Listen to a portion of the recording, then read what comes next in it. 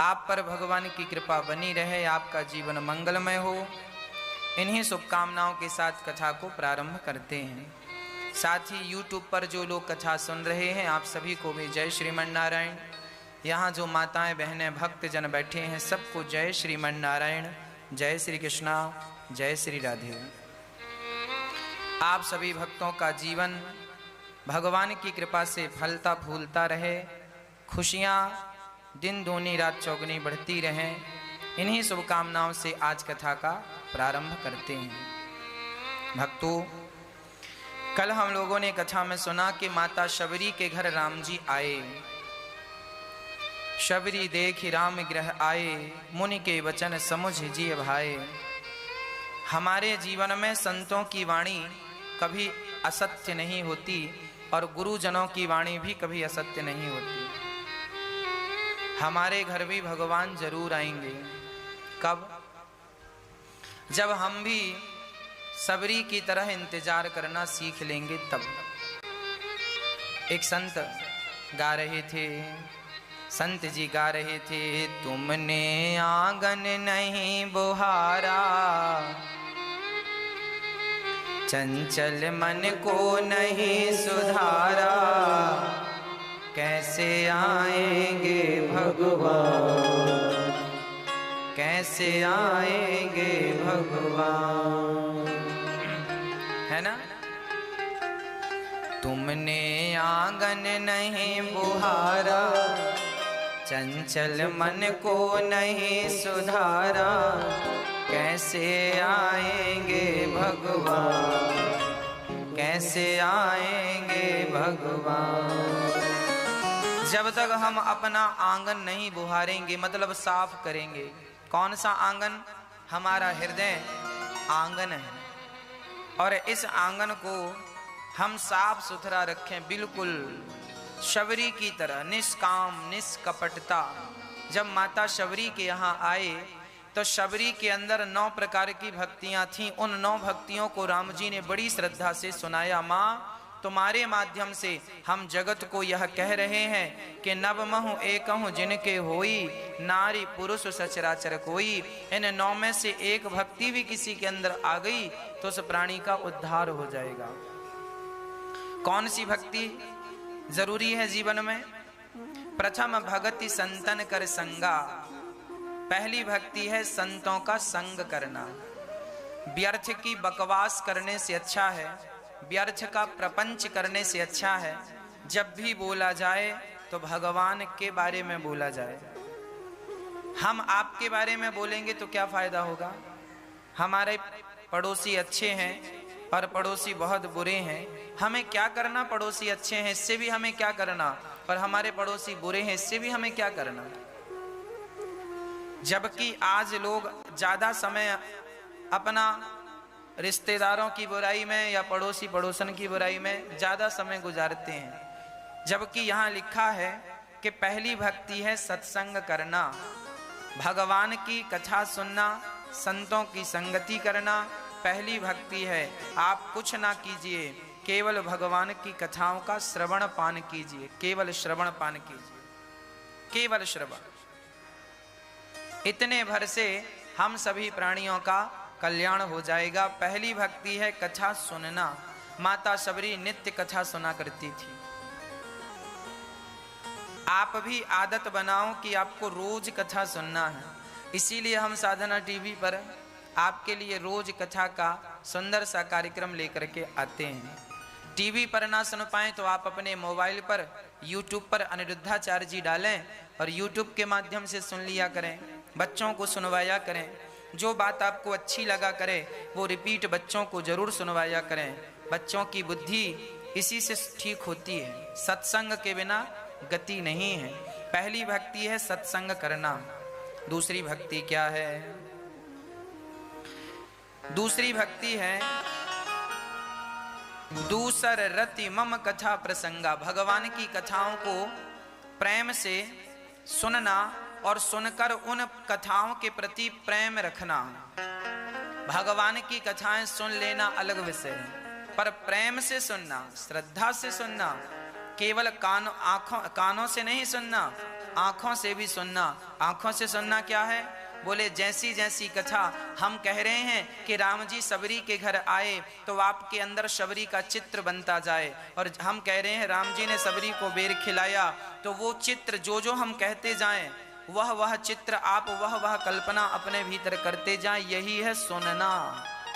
तो दूसर रति मम कथा प्रसंगा, कथाओं को प्रेम से सुनना, भाव से सुनना और उसे हृदय में समाहित करना, ये दूसरी भक्ति है। तो तीसरी भक्ति गुरुपद पंकज सेवा, तीसरी भक्ति अमान। तीसरी भक्ति क्या है? गुरुजनों की सेवा। हमेशा अपने गुरुजनों की सेवा करते रहना चाहिए।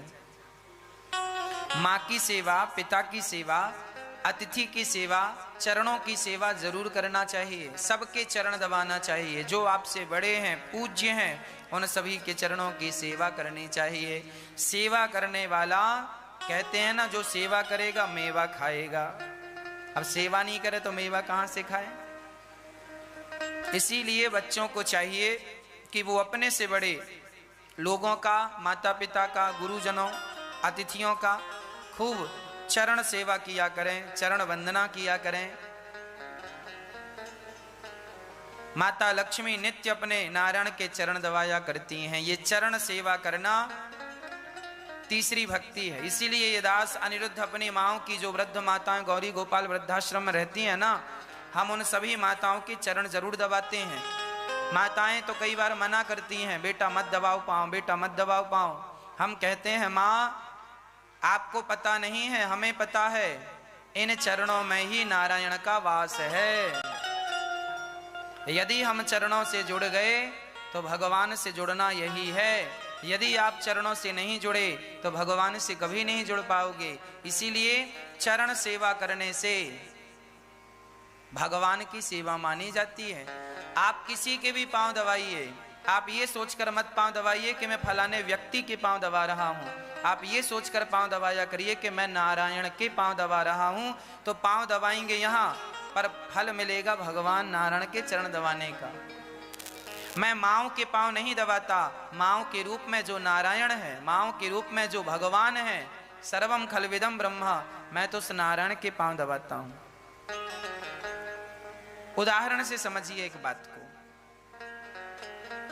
हमने, आपका अपना कोई अमेरिका में है और उसे 10,000 रुपए की जरूरत है, तो आप क्या करेंगे? आप अपने पास की बैंक में जाएंगे और 10,000 रुपए उसके खाते में यहां डाल देंगे, तो अमेरिका में वो पैसे तुरंत पहुंच जाएंगे कि नहीं? वो वहां से तुरंत निकाल लेगा। हमने पैसे यहां डाले और पैसे वहां पहुंच गए।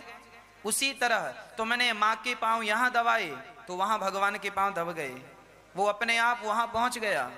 ये सेवा तुम माँ की नहीं कर रहे हो, माँ के रूप में जो ईश्वर है। इसीलिए तो कहते हैं माँ भगवान हुआ करती है। तो जो तुम माँ के चरण दबा रहे हो, पिता के चरण दबा रहे हो, गुरु जी के चरण दबा रहे हो, ये आप अपनी माँ के, पिता के, गुरुजनों के चरण नहीं, ये साक्षात भगवान के चरण हैं। ये माँ के, पिता के और गुरु के चरण नहीं, ये हमारे गुरुदेव भगवान हैं जो आप टीवी पर देख रहे हैं।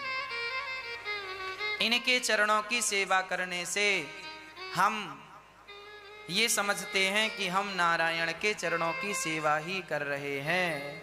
श्रीमन्नारायण चरणौ शरणं प्रपद्ये, श्रीमते नारायणाय नमः। श्रीमन्नारायण चरणौ शरणं प्रपद्ये, श्रीमते नारायणाय नमः। इसीलिए कहा करता हूँ, बड़ी श्रद्धा से हमें पांव दबाना चाहिए। मैं कभी भेद नहीं रखता कि ये ऊंचा है ये नीचा है। मुझसे कोई भी अपने पांव दबा लो, मैं तो पांव दबाने को तैयार हूं। हमें चरण सेवा अच्छी लगती है।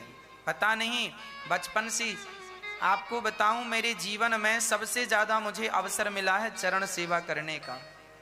जब मैं पढ़ने के लिए वृंदावन आया तो 2006 17 जुलाई 2006 को हम प्रथम बार वृंदावन आए थे। 2006 को पढ़ने के लिए। और जब पढ़ने के लिए आए तो यहाँ हमें गुरुजनों का दर्शन हुआ। हमारा नियम बन गया कि रोज गुरु जी के चरण दबाने। हमारे गुरुदेव पढ़ाने आते थे तो पढ़ाकर जब जाने लगे तो उनके चरण दबाना। रात को भी यहाँ पर गुरुजन रहा करते थे जो कि हमें भागवत जी पढ़ाया करते थे। तो नियम था रात को सोने के पहले, नियम था 12 महीने 365 दिन का नियम था, भोजन रात्रि का करने के बाद गुरु जी के पांव दबाना ही दबाना है। यहाँ से वहाँ जमाना हो जाए। पर ये दास अनिरुद्ध आज भी हमारे संघ के जो विद्यार्थी हैं, हमारे मित्र सहपाठी हैं, आज भी वो इस बात के गवाह हैं कि ये दास अनिरुद्ध तब तक नहीं सोता था जब तक गुरु जी के चरणों की सेवा ना कर लूं। और गुरु जी जब तक ये नहीं कह देते थे कि बेटा बहुत रात हो गई बस करो, मैं अपने मन से कभी उठ के नहीं जाता था जब तक गुरु जी ना कहें कि रात बहुत हो गई अब उठ जाओ। कई बार तो 12 बज जाते थे रात को, गुरु जी सो जाते थे और फिर गुरु जी की आंख खुलती तो बोले अरे तुम बैठे हो तो जाओ सो जाओ। जब गुरु जी आज्ञा देते थे कि सो जाओ, ये मन में संकल्प था कि तभी उठेंगे जब तक गुरु जी आज्ञा नहीं देंगे। आज्ञा देंगे तो उठेंगे। और गीता में इस बात की पुष्टि है, श्रद्धावान लभते ज्ञानम, विद्या उसी को प्राप्त होती है जिसके भीतर गुरुजनों के प्रति श्रद्धा होती है। जब मैं वृंदावन से पढ़ करके अयोध्या गया, देखिए आदत होती है ना, मेरी आदत हो गई पांव दबाने की। जब मैं अयोध्या गया वृंदावन से पढ़कर तो वहां मैं संत निवास में ठहरा और वहां तो फिर किसी गुरुजनों के चरण दबाने का अवसर नहीं मिला। तो मेरे पास बूढ़े बूढ़े संत रहा करते थे, मैं संत निवास में था, संतों के बीच में था। तो वहां पर संतों के पांव में रात को रोज पढ़कर आता और रात को रोज सोने के पहले संतों के पांव दबाता, पहले गुरुजनों के फिर संतों के। आदत हो गई थी संतों के पांव दबाने की, गुरुजनों के पांव दबाने की, है ना। फिर मैं अयोध्या में संत जनों के पांव दबाता रहा। उसके बाद बिहारी जी ने कहा कि अच्छा तुम्हारी आस्था चरणों के प्रति है तो देखो इतना भाग्यशाली बना दिया परमात्मा ने कि आपकी तो एक माँ होती है, मेरी तो वर्तमान में 170 माएँ हैं और 170 माँओं के पांव दबाने का मुझे अवसर मिल रहा है। मेरी श्रद्धा थी चरणों के प्रति तो भगवान ने मुझे इतने सारे चरणों का दास बना दिया और सभी माँओं की सेवा करने का अवसर ईश्वर ने मुझे दे दिया। इसी को कहते हैं कि जब आपकी श्रद्धा होती है तो श्रद्धा के अनुरूप परमात्मा उसका फल देते हैं। इसीलिए पांव दबाने में कभी हिचकी नहीं लेनी चाहिए, हिचकिचाना नहीं चाहिए। कोई भी हो आपके सामने, जरूरतमंद हो, पांव दबाइए। आप ये ना सोचिए कि इसकी जात क्या है, इसका अपना जीवन क्या है, ना, मेरे लिए तो वो भगवान तुल्य है बस। जाकी रही भावना जैसी, प्रभु मूरत देखी तन तैसी। तो यहाँ रामचरितमानस में लिखा है कि गुरु पद पंकज सेवा तीसरी भगति अमान। तीसरी भक्ति है गुरु जी की सेवा, माता पिता की सेवा, संतों की सेवा, यही तीसरी भक्ति है। इसीलिए कहा करता हूँ जब मैं संत निवास में रहकर मैंने संतों के पांव दबाए तो मेरे मन में एक विचार आया कि मैं संतों के बीच में रह रह के मैं संतों का ऋणी हो गया। सच बताऊं, आप इत्र की दुकान में रहेंगे ना तो आपका शरीर अपने आप खुशबूदार हो जाएगा। आप गुलाब के बगीचे में रहेंगे तो अपने आप आपके शरीर से गुलाब की खुशबू आएगी, हाँ या ना। उसी प्रकार मैं संतों के बीच में रहता मैं संतों का ऋणी हो गया। संतों के बीच में बैठ के खाना, संतों के साथ ही सोना, बाजू में आसन थी उनका गद्दा, वहां मेरा बाजू में, तो उनके संग उठना, उनके संग सोना, उनके संग खाना, मैं संतों का ऋणी हो गया। और अब सोचता हूं कि संतों की वो सानिध्यता जो मैंने पाई, मैं ऋणी हो गया, अब वो ऋण कैसे उतारूं। इसीलिए सोच रहा हूं कि संत निवास बनवा करके फिर से संतों को एक स्थान पर लाकर संतों की सेवा करके वो ऋण उतारा जाए। संतों के आशीर्वाद, संतों की कृपा, वो संत दिन रात राम राम जपने वाले संत थे। सुबह से शाम तक सीताराम सीताराम जपने वाले संत, बिल्कुल सरल सहज। आप लोग कहते हैं ना कि आजकल संत नहीं है, सच्ची कहता हूँ आप लोगों ने असली संत देखे ही नहीं है। आप लोग तो चमकती हुई दुनिया देखते हैं तो आपको रियल चीजें नजर नहीं आती। असली संत मार्केट में नजर ही नहीं आएंगे। अब ये बताओ, असली संतों को मार्केट में आने की जरूरत ही क्या है? वो तो एकांत में रहते हैं, किसी के पास जाते ही नहीं, फुटपाथ पर बैठे हैं, यमुना के तट पर बैठे हैं, सरयू के किनारे बैठे हैं और भजन कर रहे हैं, मधुकरिया जिंदगी जीवन यापन कर रहे हैं। मिल गया तो खा लिया, नहीं हरि का गुण गा रहे हैं। ऐसे संतों के बीच में इस दास को रहने का अवसर मिला। मेरा जीवन तो धन्य धन्य हो गया जब मैंने ऐसे संतों की सन्निकटता पाई और ऐसे गुरुदेव भगवान के चरणों को प्राप्त किया और आशीर्वाद प्राप्त किया। मेरा जीवन सफल हो गया। प्रिय भक्तों, आप भी, इसीलिए हम कहा करते हैं कि आप भी इन संतों की सन्निकटता को पाएं और हम आपको संतों का दर्शन कराएं।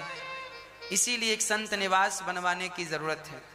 इसीलिए आप भी, बहुत सारे लोग संत निवास के लिए 1 गज 2 गज भूमि का आप लोग सहयोग भी कर रहे हैं। तो तीसरी भक्ति है संतों की सेवा, गुरुपद पंकज सेवा। तीसरी भगति अमान, चौथी भगति गुण गण, करहि कपट तजिगान। चौथी भक्ति है कथा सुनाना। भाई, सुराही को आपने कभी देखा है? सुराही नहीं जानते? कुम्हार जैसे घड़ा बनाता है ना, ऐसे एक सुराही बनाता है। उसका पेट बड़ा होता है, मुंह बिल्कुल छोटा सा होता है और उसमें 2 छेद होते हैं। जैसे चाय की केटली होती है ना, चाय की केटली में भी 2 छेद होते हैं, एक वो जिससे चाय भरते हैं और दूसरी वो जिससे चाय निकालते हैं। ऐसे एक सुराही हुआ करती थी पुराने जमाने में। लोग अपने साथ सुराही लेके चला करते थे, छोटी हुआ करती थी, पीठ में बांध लेते थे, चलते थे। तो जो सुराही होती है ना, उसका पेट जरा बड़ा होता था और 2 छेद होते थे। एक बड़े छेद से पानी भरा जाता था और जब दूसरे छेद से पानी टप टप टप टप टपकने लगे तब समझ लेना कि सुराही भर गई। उसी प्रकार हमको, हमारे शरीर को भी परमात्मा ने सुराही की तरह डिजाइन किया है। देखो जरा, हमारे कान ऊपर हैं और हमारा मुंह नीचे है। चेक करके देख लो, हमारे कान ऊपर की तरफ ऊपर है और हमारे कान से नीचे मुंह है कि ऊपर है? बोलो, नीचे। कान ऊपर है और मुंह नीचे है, मतलब हमारा शरीर भी सुराही की तरह है। कान ऊपर है, मुंह नीचे, इसमें भी 2 छेद हैं। सुनिए ध्यान से, कानों से हम भगवान की कथाएं सुने सुने सुने। कितना सुने महाराज जी? बोली तब तक भगवान की कथा सुनो जब तक भगवान की कथा आपके मुख से टपकने ना लग जाए, जब तक भगवान का नाम निकलने ना लग जाए, तब तक कथाओं को सुनते रहो। कथाएं इतनी सुनो आप, इतनी सुनो कि आपके मुख से जब भी निकले तो भगवान का नाम ही निकले, क्योंकि जो भरा होगा वही निकलेगा। अपने अंदर आप ना कचरा ना भर के, प्रपंच ना भर के, भगवान की कथाओं को भर लीजिए, भगवान के नाम को भर लीजिए। तब तो जैसे वृंदावन का रिक्शा वाला भी बोलता है ना राधे राधे, वो ये नहीं बोलता साइड हो जाओ, वो जोर से बोलता राधे राधे राधे राधे। हाँ, अपने आप साइड होते जाते हैं, वो निकलता जाता, कुछ नहीं बोलता वृंदावन का रिक्शा वाला। दुनिया का कोई रिक्शा वाला ऐसा नहीं है जैसे वृंदावन के रिक्शे वाले। दुनिया के रिक्शे वाले तो बोलते हैं किनारे हो जाओ, घंटी बजाते हैं, पौ पौ पौ पौ करते हैं, पर यहाँ के रिक्शा वाला तो केवल राधे राधे राधे राधे राधे राधे। अर्थात इतना राधा नाम उनके अंदर भर चुका है, इतना उनके अंदर राधा नाम भर चुका है कि उनके शब्द हर बार राधा राधा राधा राधा निकलता, जो भरा है वही निकल रहा है। कहने का अर्थ यही हुआ कि भगवान की कथाएं तब तक सुनो जब तक मुख से भगवान की कथाएं ना निकलने लगे। आप सुना करो और अपने बच्चों को, अपने परिवार को, अपनों को आपस में कथाएं सुनाया करो। यही है भगवान की 4 नंबर की भक्ति, कथा सुनाना। तुम पति पत्नी दोनों बिस्तर में बैठ जाओ और 10 मिनट 20 मिनट भगवत चर्चा कर लो, फिर तुम्हारा तो जीवन धन्य धन्य है। जीवन केवल भोग प्रधान ना हो, जीवन भक्ति प्रधान हो। भक्ति के साथ, हाँ, कहते हैं कि दूध देने वाली गाय के ना लात भी सह लिए जाते हैं। कहावत है, दुधार गाय के लात भी खा लिए जाते हैं। बात समझ में आ रही है? जो गाय ज्यादा दूध देती है ना, 20 लीटर दूध दे रही है, पर लात भी मारती है, तो लोग उसके लात भी खा लेते हैं, चलो दूध तो दे। अब कोई गाय ऐसी है दूध बिल्कुल ना दे, लात ही लात मारे, तो वो कौन खाएगा इसकी लात? दूध बिल्कुल नहीं दे रही, लात पूरा बराबर मार रही है। उसी प्रकार तुम्हारी जो गृहस्थी है ये भोग प्रधान ना हो, भक्ति प्रधान हो। हाँ, भक्ति प्रधान होकर यदि आपके अंदर छोटे मोटे दोष होते हैं ना, जैसे दूध देने वाली गाय के लातों पर कोई ध्यान नहीं देता, उसी प्रकार जब तुम्हारे अंदर गुण ज्यादा होते हैं तो तुम्हारे दोषों पर कोई ध्यान नहीं देता। और तुम्हारे दोष ज्यादा हैं और गुण बिल्कुल नहीं है तो फिर कौन बर्दाश्त करेगा? इसीलिए गुण ज्यादा हो, ज्यादा गुणों में छोटे मोटे दोष भी दब जाते हैं। 4 लीटर दूध में आधा लीटर पानी दब जाता है ना? 4 लीटर दूध में आधा लीटर पानी सेट हो जाता है, नहीं लगता कि पानी मिला है। पर अब कोई आधा लीटर दूध में 4 लीटर पानी मिलाए, अलग दिखेगा, सफेदी बस तो रहेगी पर दिखेगा साहब पानी बेच रहे हो तुम। उसी तरह तुम्हारी पुण्य ज्यादा होने चाहिए। ज्यादा पुण्य में तुमने छोटे मोटे पाप किए हैं तो वो दब जाएंगे, और ज्यादा पाप किए हैं तो वो पाप ही पाप दिखाएंगे। पानी पानी दिख रहा, दूध का तो पता ही पता नहीं है। इसीलिए भगवान की कथाएं जरूर कहा करो, भगवत चर्चा। आप पति पत्नी बच्चों को सास ससुर को सबके साथ बैठकर भगवत चर्चा होनी चाहिए। मंत्र जाप मम, मंत्र जाप मम दृढ़ विश्वास, पंचम भजन सो वेद प्रकाश।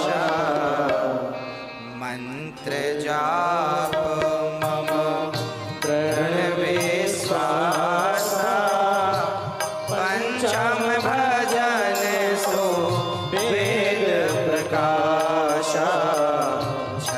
दामशील विरत बहुकर्मा, निरत निरंतर सज्जन धर्मा। सातव सम मैं जग देखा, मोते संत अधिक कर लेखा। आठव जथा लाभ संतोषा, सपने नहीं दे कहीं पर दोषा। नवम सरल सब सन छल हीना, मम भरोस हिया हर से न दीना। 5वीं भक्ति क्या है मैया जी, ध्यान से सुनो। 5वीं भक्ति है, मैया ओ मेरी माँ, वो पीछे का कूलर चालू कर दो, मैया को गर्मी लग रही है। मैया जरा ध्यान से सुनियो। 5वीं भक्ति क्या है? मंत्र जाप मम दृढ़ विश्वासा, पंचम भजन सो वेद प्रकाश। भगवान का नाम जपना पर विश्वास के साथ जपना, ये कौन सी भक्ति हो गई? भगवान का नाम तो जपो पर शर्त है कि विश्वास के साथ जपो। किसके साथ जपना मैया? भगवान का नाम किसके साथ जपना है मैया जी? मैया पानी डलवा दो उसमें। किसके साथ जपना है भगवान का नाम? विश्वास के साथ। भगवान का नाम तो जपना ही चाहिए पर शर्त है नाम जपने में कि विश्वास के साथ जपो। अच्छा, आप लोगों को भगवान पर विश्वास है कि नहीं? हाँ या ना? है। अच्छा, आपको पूरा विश्वास है भगवान? अच्छा ये बताओ, आप में से चिंता और टेंशन किस किस को है? कोई टेंशन हो, कोई चिंता हो तो हमें तुरंत बताओ। आप में से किस किस को टेंशन है और चिंता है? हाथ उठाओ। यदि है तो आज ही आपकी चिंता और टेंशन दूर ना कर दिए सो आप कहना किसको है, बस ये बता दो। आपको टेंशन है, चिंता है, आपको है मैया जी? अच्छा, अब हाथ नीचे कर लो। आप कह रहे हैं महाराज जी हमें पूरा विश्वास है भगवान पर, और दूसरी तरफ आप ये भी कह रहे हैं महाराज जी हमें चिंता है, टेंशन है। अब मुझे ये बताओ, जरा एक काम करो, अपना मुंह फुलाओ, ऐसे फुलाओ, अब ठहाका लगाओ, हा हा हा हा हा ऐसे। पहले मुंह फुलाओ और फिर ठहाका लगाओ। ये दोनों काम क्या एक साथ एक समय में कर सकते हैं कि मुंह भी फूल जाए और ठहाका भी लग जाए? क्या पॉसिबल है? नहीं। जैसे मुंह फुलाना और ठहाका लगाना ये दोनों काम एक समय में नहीं हो सकता, उसी तरह आप कह रहे हैं कि हम टेंशन भी करते हैं, टेंशन भी है, चिंता भी है और भगवान पर विश्वास है, ये दोनों काम भी एक साथ नहीं हो सकते। यदि आपको विश्वास है भगवान पर तो चिंता किस बात की है, और यदि चिंता है आपको तो फिर विश्वास कैसा है आपका? फिर विश्वास कच्चा है आपका कि टेंशन है? अरे जब विश्वास है तो चिंता काहे की? इसीलिए विश्वास रखना, मंत्र जाप मम दृढ़ विश्वासा, पंचम भजन सुवेद प्रकाशा। भगवान के नाम पर विश्वास रखो पर एक रत्ती चिंता ना करो। आप लोग बड़े चिंतित रहा करते हैं, बड़ी टेंशन रहती है, महाराज जी बेटी बड़ी हो गई, विवाह करना है, कोई लड़का नहीं मिल रहा है, बड़ी चिंता है, नींद नहीं आ रही है, चप्पल घिस गई लड़की के लिए, लड़का ढूंढते ढूंढते कोई सफलता नहीं मिल रही है। अरे भाई इतनी टेंशन लेने की जरूरत नहीं है, जब समय आएगा अपने आप सब मुहूर्त तैयार हो जाएगा, सब हो जाएगा। इतने प्रयास करना अच्छा है, कर्म करना तो अच्छा है, पर चिंता करना अच्छा नहीं है। काम करो निश्चिंत होकर। लड़का ढूंढ रहे हो ना, लड़की के लिए ढूंढो, इसमें चिंता करने की क्या जरूरत है? मिलना है मिलेगा समय के पहले और भाग्य से ज्यादा। आज तक किसी को कुछ मिला हो तो बता दो। समय के पहले क्या हुआ? क्या समय के पहले बच्चा पैदा होता है? क्या समय के पहले आज ही हमने पेड़ लगाया और कल ही उसमें फल आने लग जाए? क्या ऐसा है? अरे भाई समय आएगा तो वो फल भी आएगा, फूल भी आएगा, सब होगा। समय के पहले तो कुछ नहीं होगा। आज ही हमने आम का पेड़ लगाया तो कल ही आम का फल तोड़ने चले जाएं तो ये तो संभव नहीं है। समय के पहले और भाग्य से ज्यादा कुछ नहीं मिलने वाला। इसीलिए कर्म तुम करो पर विश्वास भगवान पे रखो, निश्चिंत होके जीवन जिया करो। आज बहुत सारे लोग बड़ी परेशान हैं, महाराज जी हम मरे जा रहे हैं, हम मरे जा रहे हैं। क्यों मरे जा रहे हो? टेंशन पाल रखी है। महाराज जी काम बनेगा कि नहीं, घर बनेगा कि नहीं, बिजनेस सफल होगा कि नहीं। कर्म कर, गीता में लिखा है कर्म कर, चिंता ना कर, टेंशन ना पाल। सर्वधर्मान परित्यज्य मामेकम शरणम व्रज अहम त्वा सर्व पापेभ्यो मोक्षयिष्यामि मा शुचः। तू मेरी शरण में आ, फिर देख मैं तेरे साथ क्या करता हूं, तुझे कहां से कहां पहुंचा देता हूं। फर्शों से अर्शों में ना बिठा दूं तो कह देना। इसीलिए कर्म करना हमारा कर्तव्य है पर चिंता करना हमारा काम। अच्छा एक बात बताओ, देखो आपकी गोद में छोटा सा बच्चा सो रहा है कि नहीं? छोटा सा बच्चा निश्चिंत होकर मां की गोद में सो जाता है ना? कितना भी खतरा हो, कितना भी हम सभी के लिए बिल्कुल कठिन समय हो, घर में खाने को रोटी ना हो, माँ बाप रो रहे हो कि रोटियां नहीं है, पर बच्चे तो अपना खा पी के सो जाते हैं। उन्हें कोई चिंता है कि घर में रोटी नहीं है? उन्हें कोई चिंता है कि तुम्हारे घर में कोई मुसीबत है? अरे भाई कोई चिंता नहीं, बच्चे निश्चिंत होते हैं। क्यों? उन बच्चों को मां पर पूर्ण विश्वास होता है। सामने बहुत बड़ा गड्ढा था पर बच्चा दौड़ता दौड़ता जा रहा था। किसी ने कहा क्यों रे तुझे डर नहीं लगता, सामने गड्ढा है? उस बच्चे ने कहा गड्ढा तो है पर पीछे मेरी माँ भी तो है, मुझे गड्ढे से ज्यादा माँ पर विश्वास है कि वो मुझे गिरने नहीं देगी, गिरने लगूंगा तो हाथ पकड़ लेगी। जैसे वो बच्चा अपनी माँ पर पूर्ण विश्वास करके दौड़ता है, उसी तरह जब तुम्हें भगवान पर अटूट विश्वास हो जाएगा, उसी दिन तुम्हारा जीवन संवर जाएगा। अभी तुम चिंता इसीलिए करते हो, परेशान इसीलिए हो कि भगवान पर 100% वाला विश्वास नहीं है। विश्वास है तुम्हारा, पर केवल 40% विश्वास है। द्रौपदी का विश्वास नहीं था तो भगवान नहीं आए। द्रौपदी की साड़ी खिंची तो बुलाया पति को, अर्जुन आओ रक्षा करो, भीम आओ रक्षा करो। अभी द्रौपदी को विश्वास नहीं था कि भगवान को बुलाएंगे और आ जाएंगे। अभी तो पतियों पर विश्वास था, अभी तो अपनों पर विश्वास था। भगवान बोले चल ट्राई कर ले, मैं खड़ा हूं, देखता हूं कौन आता है। कोई नहीं आया। पितामह को बुलाया, गुरु द्रोणाचार्य को बुलाया, कोई नहीं। अपनी साड़ी खुद पकड़ के खड़ी हो गई, मैं भी तो छत्राणी हूं, मैं भी तो बलवान हूं। पर जब खुद का भी जोर ना चला तब दोनों हाथ उठाए और भगवान पर विश्वास किया, प्रभु अब नहीं आए तो लाज लुट जाएगी। और जब विश्वास से द्रौपदी ने पुकारा तो क्या भगवान ने द्रौपदी के विश्वास को टूटने दिया? नहीं। यदि द्रौपदी के विश्वास को नहीं टूटने दिया, प्रहलाद के पिता ने कहा चल बोल तेरा भगवान कहाँ है। प्रहलाद जी से भगवान ने कहा, हिरण्यकश्यपु ने कहा बोल तेरा भगवान कहाँ है। प्रहलाद जी ने कहा कहाँ नहीं है, न केवलम में भवतश्च राजन सवै बलम बलिनाम चापरेशम, कहाँ नहीं है। जिनके बल से आप बोल रहे हैं वो बल भी तो भगवान का है, बताइए कहाँ नहीं है। क्या इस खंबे पर भगवान है? ऐसा हिरण्यकश्यपु ने पूछा।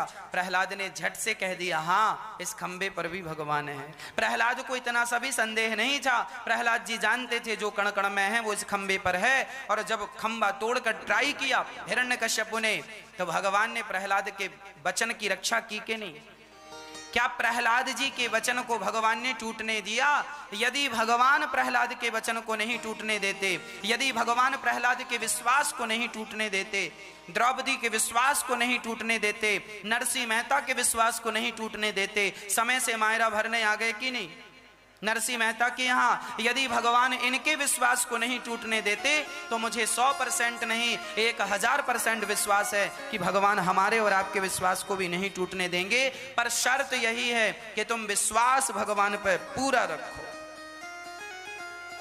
विश्वास पूरा रखो, भगवान आएंगे जरूर।